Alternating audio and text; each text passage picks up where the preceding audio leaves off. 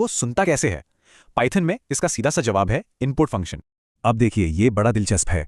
जब भी code input पर पहुंचता है ना, वो सचमुच रुक जाता है। वो इंतजार करता है कि कोई कुछ टाइप करे। जैसे यहाँ num1 is equal to input code तब तक रोके रखेगा जब तक कीबोर्ड से कुछ टाइप करके एंटर नहीं दबाया जाता।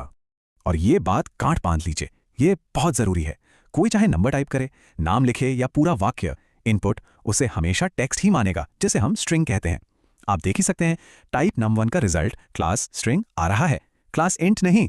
तो फिर सवाल उठता है कि अगर मिले हुए इनपुट पर कोई मैथ लगानी हो तो यहीं पर काम आती है टाइप कास्टिंग। इंट जैसे फंक्शंस का इस्तेमाल करके इनपुट से मिली स्ट्रिंग को एक नंबर में बदला जा सकता है, जैसा num2 के उदाहरण में किया गया है। यह पाइथन को बताने का तरीका है, अरे इस टेक्स्ट को एक असली नंबर की तरह देखो। तो चलो, प्रोग्राम ने सुनना तो सीख लिया, अब उसे बोलना भी तो सिखाना पड़ेगा। बातचीत का दूसरा हिस्सा है स्क्रीन पर जानकारी दिखाना, और इसके लिए हमारा टूल है प्रिंट। प्रिंट का जो डिफ़ॉल्ट बिहेवियर है ना, वो बड़ा सीधा साधा है। इसे जो भी दिया जाता है ये उसे स्क्रीन पर दिखाता है और फिर कर्सर को अगली लाइन पर ले जाता है। इसलिए जब प्रिंट हेलो और प्रिंट हाई चलाते हैं तो वो दो अलग अलग लाइनों पर दिखते हैं।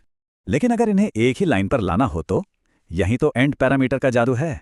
डिफ़ॉल्ट रूप से एंड का मतलब होता है एक नई लाइन, लेकिन अगर हम उसे बदलकर end is equal to space कर दें तो प्रिंट एक स्पेस के साथ खत्म होगा, नई लाइन के साथ नहीं। और देखिए, आउटपुट अब हेलो हाई एक ही लाइन पर आ गया। और हाँ, एंड अकेला नहीं है, इसका एक साथी भी है, सेप मतलब सेपरेटर। जहां एंड पूरे कमांड के आखिर में आता है, वहीं सेप एक ही प्रिंट कमांड के अंदर अलग अलग आइटम्स के बीच में आता है। जैसे प्रिंट 10, 20, 30 सेप इक्वल्स टू कॉमा से हमें कॉमा से अलग किए हुए नंबर मिलते हैं। सिर्फ टेक्स्ट या नंबर प्रिंट करना तो ठीक है, पर असली मजा तो तब है जब टेक्स्ट और वेरिएबल्स को मिलाया जाए। ऐसा करने का एक क्लासिक तरीका है डॉट फॉर्मेट मेथड।